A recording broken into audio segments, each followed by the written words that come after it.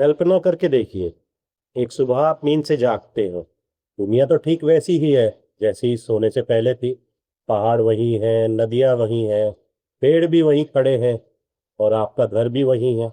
लेकिन क्या हो अगर सूरज ही ना उगे, तो क्या वास्तव में संसार वही संसार रहेगा?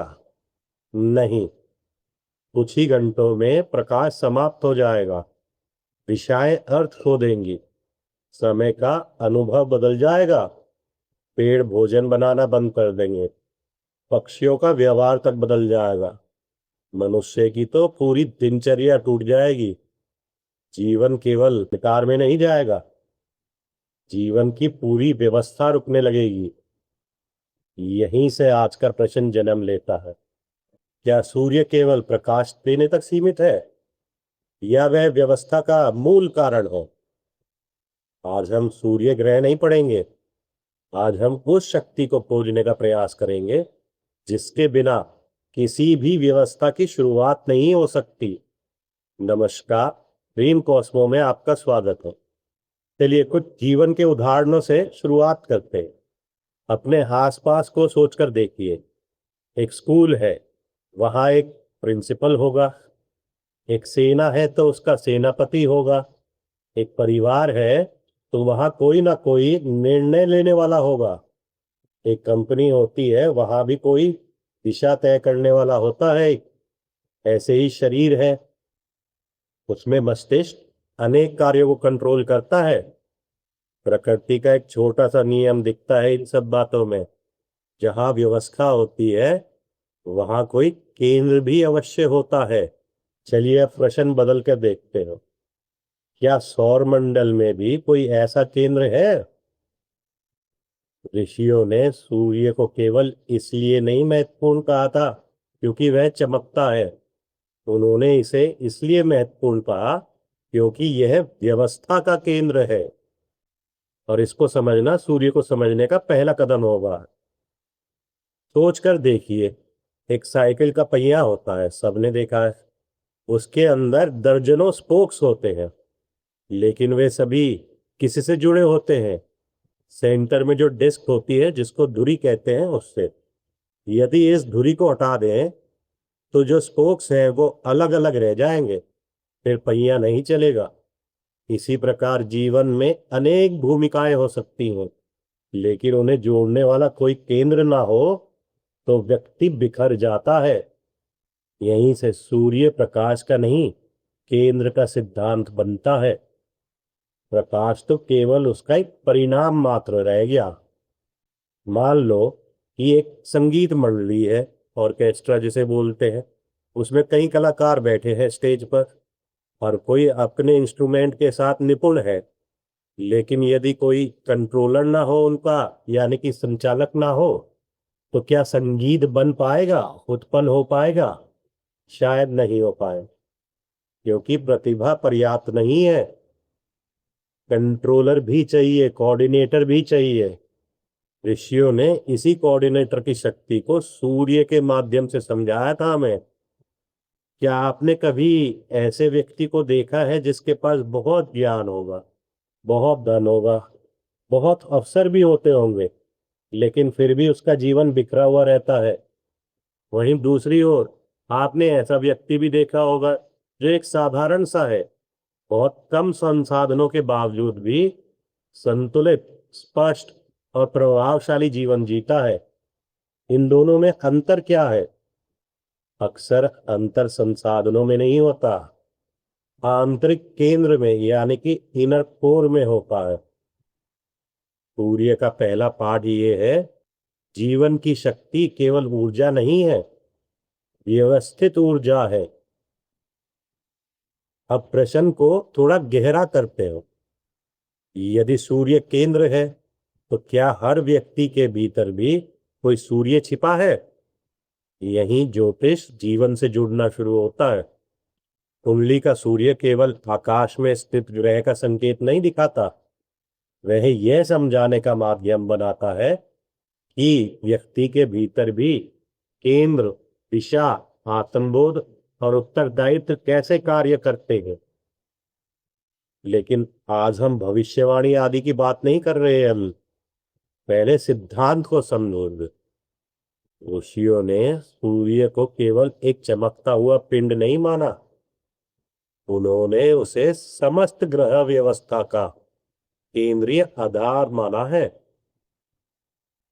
विभिन्न ज्योतिषीय ग्रंथों में सूर्य को आत्मा, तेज, प्राण शक्ति, राजसत्ता और व्यवस्था का प्रतिनिधि बताया है।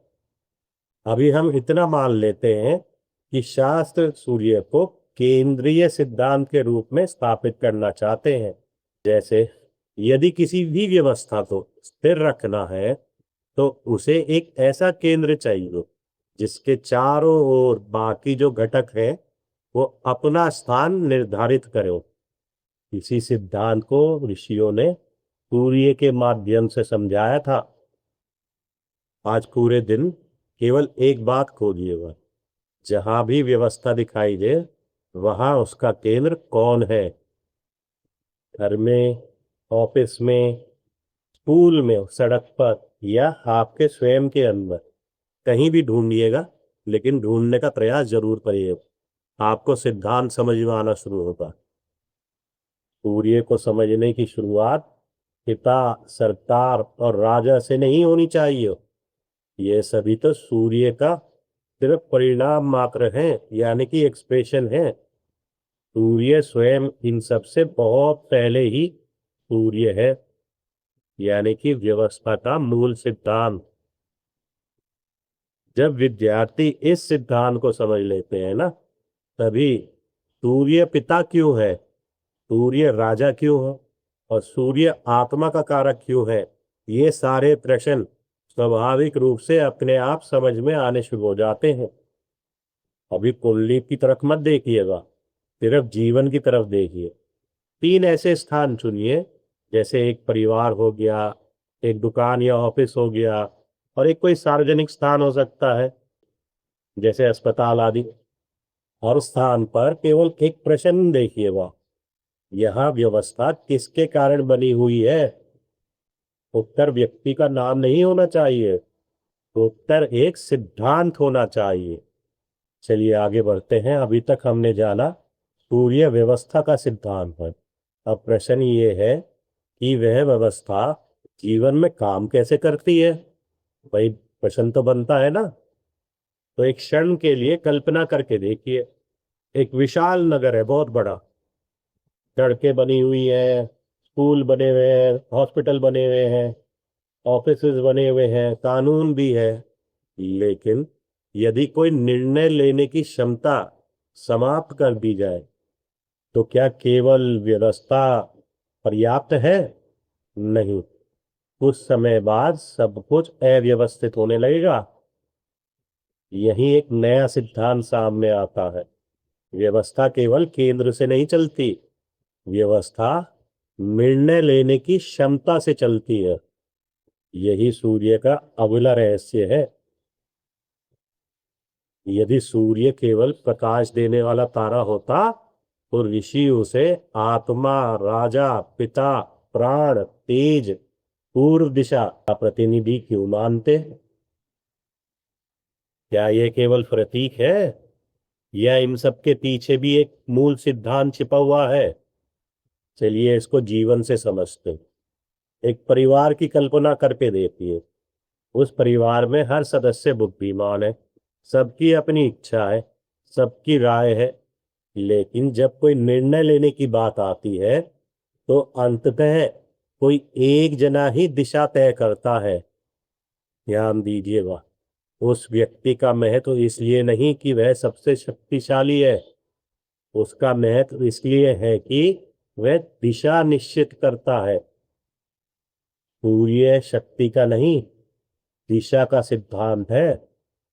शक्ति तो मंगल भी है भाई, ज्ञान तो गुरु भी है, बुद्धि बुध है, लेकिन दिशा यह सिर्फ सूर्य का ही क्षेत्र है। चलिए अब इस बात को थोड़ा सा पलट कर देखते हैं। मान लीजिए किसी व्यक्ति के पास बहुत ऊर्जा है, बहुत प्रतिभा है, बहुत अवसर है, लेकिन उसे स्वयं ये नहीं पता कि उसे करना क्या है, यानी कि किस दिशा की ओर। तो क्या होगा? ऊर्जा व्यर्थ जाएगी।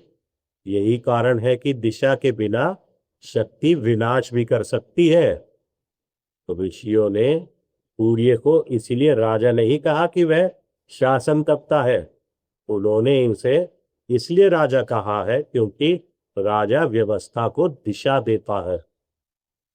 राजा होना पावर नहीं है भाई, राजा होना रिस्पॉन्सिबिलिटी यानी उत्तरदायित्व की बात है।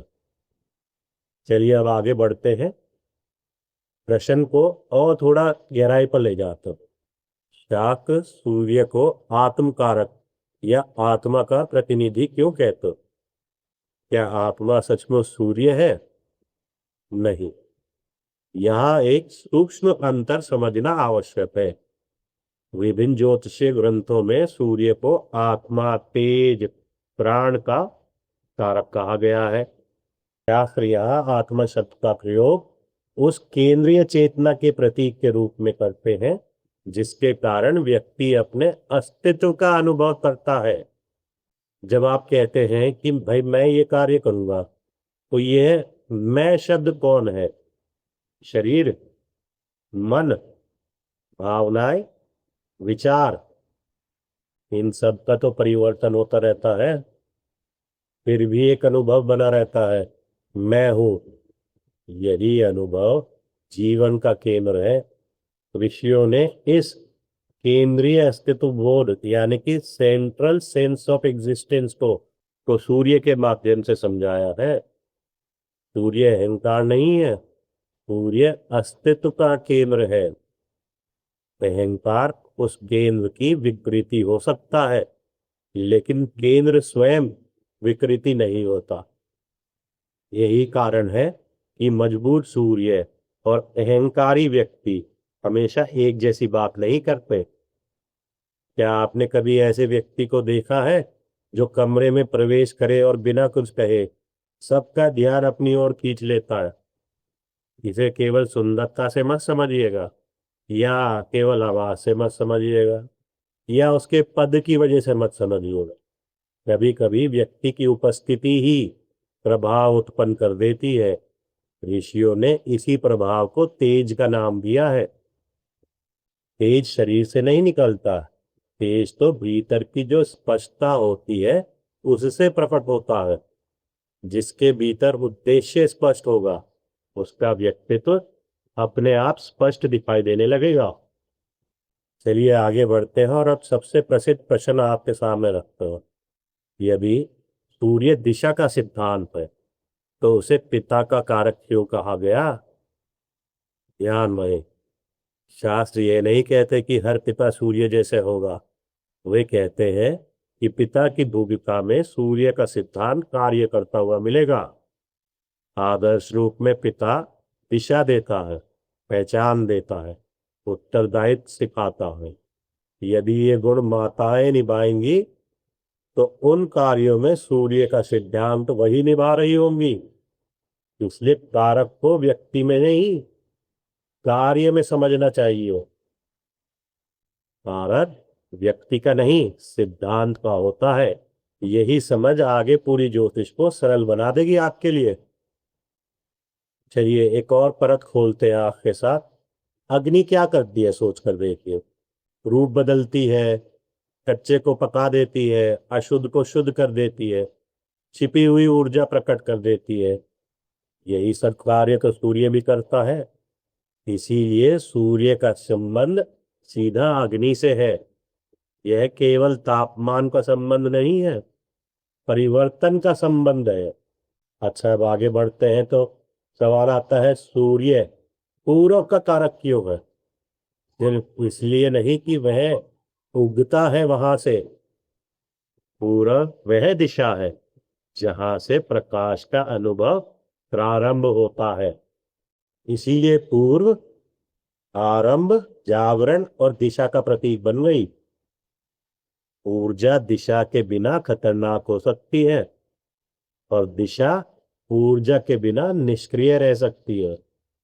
दोनों ही आवश्यक है। अधिकांश लोग सूर्य को केवल पिता बोलते थे, जबकि वास्तविकता में पिता सूर्य का एक जीवन प्रयोग है, यानी कि एक्सप्रेशन मात्र है। सूर्य उससे कहीं बड़ा सिद्धांत है। वहीं एक और भ्रांति है कि मजबूत सूर्य का मतलब घमंडी व्यक्ति होगा, और वास्तविकता ये है कि मजबूत सूर्य का अर्थ है स्पष्ट पहचान, दिशा, उत्तरदायित्व और उद्देश्य। घमंड उसका अनिवार्य परिणाम नहीं है। आज किसी ऐसे व्यक्ति को देखिएगा जो बिना ऊंची आवाज के नेतृत्व करता है। वह आदेश कम देता होगा, लेकिन लोग उसकी दिशा स्वीकार करते हैं। अपने आप से पूछिएगा ऐसे व्यक्ति को देख के, क्या लोग उसके पद का अनुसरण कर रहे हैं या उसकी स्पष्टता का। हमारे दृष्टिकोण के अनुसार जब तक विद्यार्थी सूर्य को राजा, पिता, आत्मा, तेज, अग्नि, पूर्व जैसी अलग अलग सूचियों के रूप में पढ़ता रहेगा, तब तक उसे सब कुछ याद रखना पड़ा करेगा, और हो सकता है अधिकांश बार कुछ भूल जाए। लेकिन जिस दिन वह यह समझ जाएगा कि सूर्य का मूल सिद्धांत है केंद्र से दिशा देना, उस दिन यह सभी कारक तत्व अपने आप एक सूत्र में जुड़ जाएंगे उसके जीवन में। अभी तक हमने देखा कि सूर्य व्यवस्था का सिद्धांत है और सूर्य दिशा, आत्मबोध और उत्तरदायित्व का सिद्धांत है। अब प्रश्न ये बनता है कि यह सिद्धांत मनुष्य के जीवन में दिखाई कैसे देते हैं। तो क्या कभी आपने ऐसे किसी व्यक्ति को देखा है जिसके कमरे में प्रवेश करते ही सार वातावरण बदल जाता है एकदम से। वह बहुत बोलता नहीं होगा, वह सबसे अधिक शक्तिशाली भी नहीं होगा, लेकिन लोग एकाएक उसकी ओर देखने लग जाते हैं। उसकी उपस्थिति ही व्यवस्था उत्पन्न कर देती है। दूसरी ओर कुछ लोग बहुत बोलते होंगे, बहुत आदेश देते होंगे, लेकिन उनके जाते ही सब कुछ पहले जैसा ही हो जाता होगा। अब प्रश्न उठता है, नेतृत्व और अधिकार में अंतर क्या है। यहीं से सूर्य का तीसरा रहस्य प्रारंभ होता है। चलिए इसको समझने के लिए जीवन के उदाहरण से समझते हैं। एक दीपक हम जलाते हैं और उसके सामने 10 दर्पण रख देते हैं, तो प्रकाश अनेक दिशाओं में फैल जाएगा। लेकिन प्रकाश का स्रोत जो है वो तो एक ही रहेगा। अब भी ऋषियों ने कहा है कि मनुष्य भी ऐसा ही है। उसके जीवन में पिता, पति, अधिकारी, शिक्षक, मित्र, नेता, इन सब की भूमिकाएं बदलती रहती है। लेकिन यदि भीतर का स्रोत स्पष्ट नहीं है तो सारी भूमिकाएं केवल अभिनय बन जाती है। सूर्य भूमिका नहीं बनाता, सूर्य भूमिका को प्रामाणिकता देता है, ऑथेंटिसिटी देता है। अधिकांश विद्यार्थी यही भ्रमित हो जाते हैं ज्योतिष में। वे सोचते हैं मजबूत सूर्य का अर्थ होता है प्रसिद्ध व्यक्ति। नहीं, कभी नहीं। बहुत से प्रसिद्ध व्यक्ति आपने दुनिया में देखे होंगे जो भीतर से टूटे हुए होते हैं, और अनेक सामान्य लोग ऐसे भी होते हैं कि अद्भुत आंतरिक स्थिरता में रहते हैं। सूर्य प्रसिद्धि का सिद्धांत नहीं है, सूर्य स्पष्टता का सिद्धांत है। प्रसिद्ध होना और प्रकाशित होना दोनों बहुत अलग अलग बातें हैं। प्रसिद्धि बाहर से मिलती है, लेकिन प्रकाश अपने स्वयं के भीतर से आता हो। चलिए आगे बढ़ते हैं। कल्पना कीजिए, एक डॉक्टर ऑपरेशन थिएटर में है। उसका डॉक्टर का एक क्षण का निर्णय किसी का जीवन बचा सकता है। वैसे ही एक जज जो होता है अदालत में है, उसका एक डिसीजन पूरे समाज को प्रभावित करता है। ऐसे ही एक शिक्षक जब क्लास में पढ़ाता है तो उसका एक वाक्य किसी विद्यार्थी का जीवन बदल सकता है। ध्यान रखिएगा, इन तीनों बातों में कार्य अलग अलग हो रहा है, लेकिन बात एक ही कॉमन है, निर्णय लेने की जिम्मेदारी। यही तो सूर्य है। जहां निर्णय के साथ उत्तरदायित्व जुड़ता है, वहां सूर्य सक्रिय होता है। चलिए एक और फर्क आपके साथ खोलते हैं सूर्य के संबंध में। हम अक्सर संबंधों को प्रेम से मापते हैं, लेकिन क्या केवल प्रेम पर्याप्त है? भाई यदि माता पिता अपने बच्चे से प्रेम करे लेकिन उसे दिशा ना दे तो क्या वह प्रेम पूर्ण रहेगा? ऐसे ही यदि गुरु अपने शिष्य से स्नेह रखे लेकिन उसे मार्गदर्शन ना दे तो क्या वह गुरु कहला पाएगा? इसीलिए सूर्य संबंधों में भावना नहीं जोड़ता, दिशा जोड़ता। चलिए आगे बढ़ते हैं और प्रयास करते हैं समाज में सूर्य को ढूंढने की। अपने शहर को देखिए, क्या सूर्य केवल नेताओं में दिखाई देता है? नहीं, सूर्य दिखाई देता है उन शिक्षकों में जो विद्यार्थियों को दिशा देते हैं, उन वैज्ञानिकों में जो नई खोज का मार्ग खोलते हैं, उन किसानों में जो पूरे परिवार की जिम्मेदारियां उठाते हैं, उन सैनिकों में जो सीमा पर खड़े होते हैं, उन डॉक्टरों में जो कठिन डिसीजन लेने से भी नहीं डरते हैं। यही ऋषियों की अद्भुत दृष्टि दिखाई देती है। सूर्य पद नहीं है, सूर्य उत्तरदायित्व की चेतना है। नेतृत्व कभी भी अधिकार से नहीं, उत्तरदायित्व से जन्म लेता है। चलिए अब पहली बार कुंडली की तरफ चलते हैं, लेकिन भविष्यवाणी प्रेडिक्शन आदि की बात नहीं करूंगा। कुंडली में सूर्य यह पूछता है कि व्यक्ति अपनी पहचान कहाँ खोजता है, वह किस क्षेत्र में दिशा देना चाहता है, वह उत्तरदायित्व से भागता है या उसे स्वीकार करता है। उसकी आंतरिक स्पष्टता किन अनुभवों से विकसित होती है? ध्यान रहे, ये फलादेश नहीं हो, ये अध्ययन करने का एक दृष्टिकोण दिया है आपको। और अधिकांश विद्यार्थी यहीं पर गलती कर बैठते हैं। अधिकांश विद्यार्थी ज्योतिष में पूछते हैं मेरा सूर्य अच्छा है या बुरा है। यह प्रश्न अधूरा है।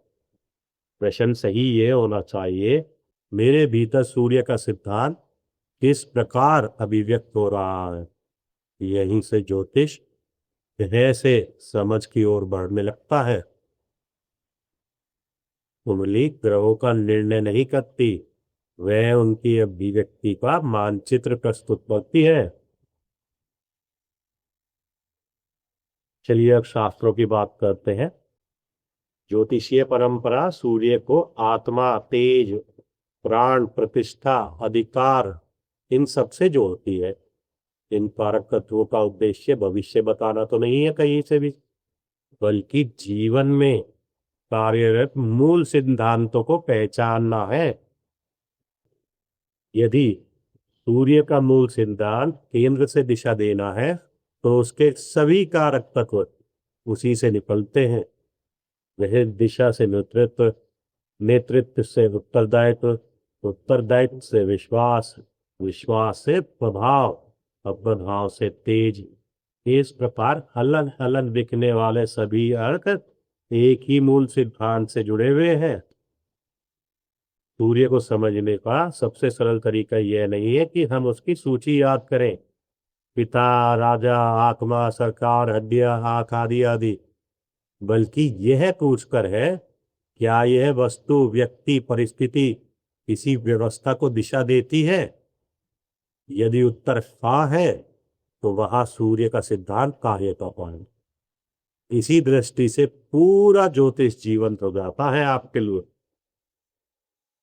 चलिए आगे बढ़ते हैं और इस पर चर्चा करते हैं कि ऋषियों ने सूर्य को स्वर्ण, पूर्व, हृदय, आत्मा और प्रकाश का प्रतीक क्यों बनाया। इसको समझने के लिए पहले एक उदाहरण से शुरुआत करते हैं। मान लीजिए कोई विद्यार्थी पूछता है कि भाई सूर्य का रंग लाल क्यों होता है, और आप उसे उत्तर दें क्योंकि ऐसा शास्त्रों में लिखा है, तो क्या वास्तव में बात समझ में आ जाएगी? नहीं आएगी। समझ तब आती है जब शास्त्र का कथन जीवन के उदाहरण के रूप में दिखाई दे।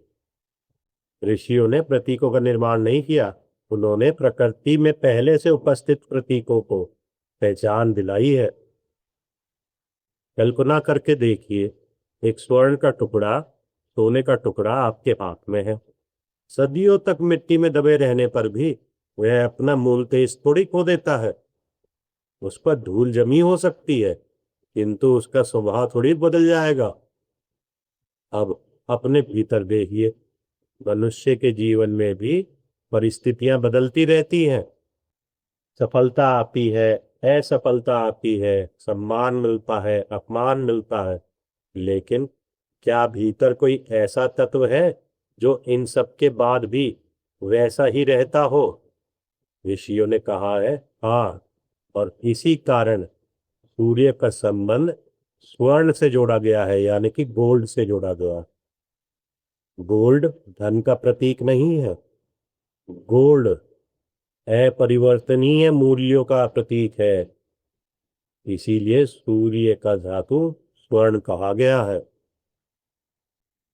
चलिए आगे बढ़ते हैं। अब एक और प्रश्न है, यदि सूर्य प्रकाश का केंद्र है तो उसका संबंध मस्तिष्क से क्यों नहीं है, हृदय से क्यों है? जीवन को देखिएगा इसके लिए एक बार। मस्तिष्क योजनाएं बनाता है, लेकिन रक्त कौन पहुंचाता है? हृदय। यदि हृदय रुक जाए तो शरीर का प्रत्येक अंग कार्य करना बंद कर देगा। हृदय स्वयं हर अंग का कार्य नहीं करता, फिर भी हर अंग को जीवन उसी हृदय से मिलता है।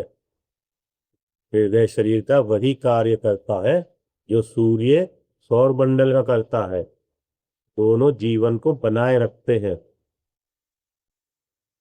ज्योतिषीय परंपरा में सूर्य को हृदय, प्राण शक्ति और आत्म तत्व से जोड़ा है। यह संबंध केवल शरीर विज्ञान नहीं है, यह जीवन के केंद्र का दार्शनिक संकेत है। अब एक और रोचक बात सामने आती है इस बात से। ऋषियों ने पश्चिम को भी तो देखा होगा, उत्तर भी देखा होगा, दक्षिण भी देखा होगा, फिर पूर्व ही क्यों चुना सूर्य के लिए? क्या केवल इसीलिए कि सूर्य वहां से उगता है? यदि ऐसा होता तो पूर्व केवल एक भौगोलिक दिशा होती, लेकिन शास्त्रों से आरंभ का प्रतीक भी बताते हैं। तो फिर ऐसा क्यों? क्योंकि मनुष्य के अनुभव में प्रकाश का प्रथम बोध पूर्व से जुड़ा होता है। पूर्व दिशा भूगोल नहीं है, पूर्व चेतना के जागरण का प्रतीक है। आगे बढ़ते हैं। अच्छा, अग्नि की सबसे बड़ी विशेषता क्या है, सोच कर देखियो। वह जिस वस्तु को स्पर्श करती है उसको पहले जैसा नहीं रहने देती। चाहे कच्चा भोजन हो उसे पका देती है, चाहे कोई धातु हो उसे पिघलाकर आकार बदल देती हो, मिट्टी को पकाकर ईंट बना देती है, सोने को भी गलाकर शुद्ध कर देती है। अग्नि का कार्य केवल जलाना नहीं होता, अग्नि का कार्य रूपांतरण करना होता है। इसीलिए हम कहते हैं कि सूर्य ऊर्जा नहीं देता, सूर्य परिवर्तन की संभावना देता है। आगे बढ़ते हैं। अब दृष्टिकोण को बदलने का प्रयास करते। यदि सूर्य ना होता तो दिन का अर्थ क्या होता? ऋषियों ने समय को घड़ी से पहले देख लिया था। उन्होंने दिन, ऋतु, वर्ष आदि सब का अनुभव सूर्य के माध्यम से ही तो किया। इसीलिए सूर्य केवल प्रकाश का कारक नहीं है, काल की अनुभूति का आधार है सूर्य। सूर्य समय को बनाता नहीं, सूर्य समय को अनुभव करने के योग्य बनाता है। अब एक बहुत ही महत्वपूर्ण अंतर समझिए यहाँ पर। खगोल विज्ञान क्या कहता है? सूर्य एक तारा है, उसका ग्रेविटेशनल पुल पूरे सौर मंडल को व्यवस्थित रखता है।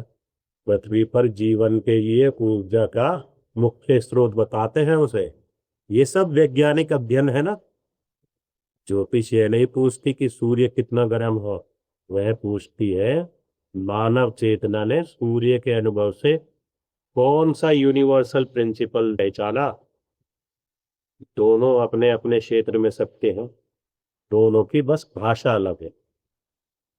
और यहीं पर अधिकांश जो विद्यार्थी हैं ज्योतिष जगत के, वो भ्रमित हो जाते हो। वे सोचते हैं ज्ञान का अर्थ सूर्य की कल्पना करना है। नहीं, सूर्य का ध्यान प्रकाश देखने का प्रयास नहीं है। सूर्य का ध्यान अपने भीतर के केंद्र को पहचानने का प्रयास। यदि मुझसे केवल एक वाक्य पूछा जाए कि सूर्य क्या है, तो मैं आपसे ये कहूंगा कि सूर्य वह सिद्धांत है जो बिखरी हुई संभावनाओं को एक केंद्र, एक दिशा, एक उद्देश्य प्रदान करता है। इस एक वाक्य में सभी शब्द जैसे राजा, आत्मा, तेज, हृदय, स्वर्ण, पूर्व, अग्नि, प्रकाश, सब के सब शब्दों को एक साथ एक सूत्र में जोड़ दिया। अब उन्हें अलग अलग किसी को याद रखने की सूचीबद्ध आवश्यकता नहीं है। आज कुंडली देखते समय केवल सूर्य की उपस्थिति देखिएगा और सवाल रखिएगा अपने सामने, मेरे जीवन का केंद्र क्या है? मैं किस क्षेत्र में दिशा देना चाहता हूं?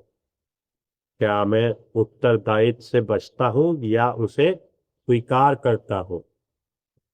क्या मेरे निर्णय मेरे मूल्यों से निकलते हैं या परिस्थितियों से? और आखिरी सवाल, यदि सब कुछ बदल जाए तो मेरे भीतर क्या अपरिवर्तित रहने जाएगा? उनका उत्तर अभी मत ढूंढिए, इनको जीवित रखिए अपने अंदर। धीरे धीरे अपने आप आत्मसात होके जवाब मिलना शुरू हो जाए। चलिए आगे बढ़ते। आज सूर्य उदय या सूर्य अस्त के समय 5 मिनट मौन बैठिएगा। सूर्य को मत देखिएगा, अपने ये भीतर ये प्रश्न देखिएगा, क्या मेरे जीवन का कोई स्थिर केंद्र है? जब तक यह प्रश्न जीवित रहेगा, सूर्य आपके भीतर स्वयं पढ़ाया जा रहा होगा। चलिए आगे बढ़ते हैं। पिछली जो भावों वाली श्रृंखला थी उसमें हमने समझा था कि जीवन कहाँ घटित होता है। ये वो भाव बताते हैं 12, जिनको हम मंच कहते हैं। तो राशि वाली श्रृंखला में जीवन का स्वभाव कैसा है हमें ये पता चलता है, यानी कि एनवायरमेंट। और सूर्य ने हमें पहला उत्तर दिया है, जीवन चलता कैसे है? जब चेतना अपने केंद्र को पहचान लेती है तब दिशा जन्म लेती है आपके जीवन में। और जब दिशा जन्म लेती है ना, तो वही सूर्य उदित हो रहा होगा आपके जीवन पर। अब आगे बढ़ते हुए अगले ग्रह पर पहुंचते ही आपका पूरा दृष्टिकोण बदल जाएगा। यदि सूर्य आपको पूछ रहा है कि मैं कौन हूं, तो चंद्रमा आपसे पूछेगा मैं जो हूं उसे अनुभव कैसे करता हूं। यहीं से हम पहचान से अनुभव की यात्रा प्रारंभ करेंगे, लेकिन उसको करेंगे अगली क्लास में। स्वयं को जानिए, क्योंकि ज्योतिष यहीं से प्रारंभ होता। नमस्कार।